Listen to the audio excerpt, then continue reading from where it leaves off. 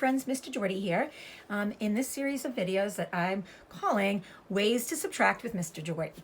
And today I'm going to teach you one strategy for subtraction, and that strategy is called partial difference. And we're going to get right to it. How we use partial difference to subtract. So I'm going to put that right there so that we have it. So when we are using partial difference, we are taking our numbers and we are making sure that we are putting them into a horizontal number sentence. The horizontal means side to side. Up here, this is a vertical representation.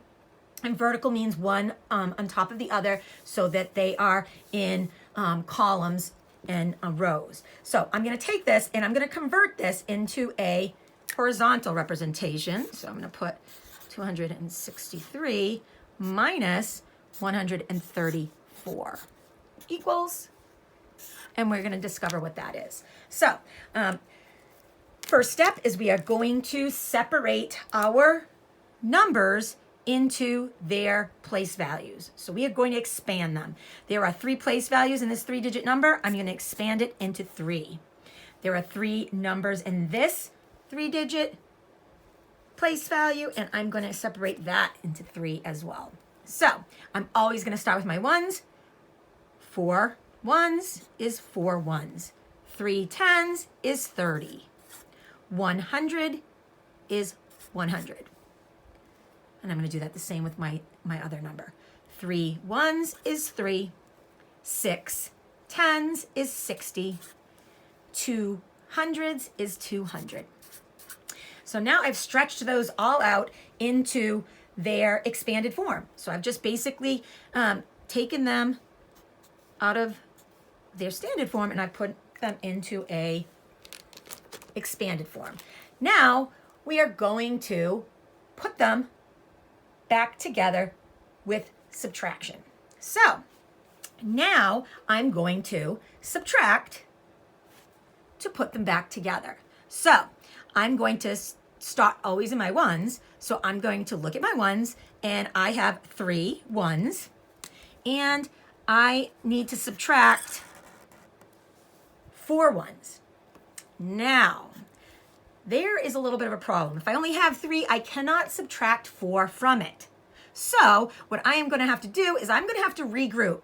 So I am going to have to peel one of my 10s from my 60 so that I can rebundle it over here into my ones. So I'm going to do that. And the 60 is now going to become 50 because I'm going to peel 1 10 off. And then I'm going to put that 10 there. And that one's going to become 13.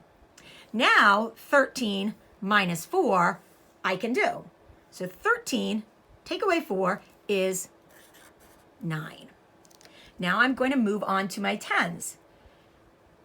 50 minus 30 equals 20. I'm going to move to my hundreds. 200 minus 100 equals 100. Now this is where partial difference can get a little tricky because friends are going to think, well, we're supposed to be subtracting. Why is Mr. DeJordy adding now? Well, now that we have done all the subtractions in each of the place values, so we subtracted our ones, we subtracted our 10s, we subtracted our hundreds. Now we've got to put them back together because remember, we have them in expanded form. We have to put them back together. So I'm going to put them back together. I'm going to bring it back into just one number. 100 plus 20 plus 9 equals 129. And I'm going to say that using partial difference to subtract, if I have a number 263 and I'm going to subtract 134 from it, I am going to get 129. And that is how you subtract using partial difference.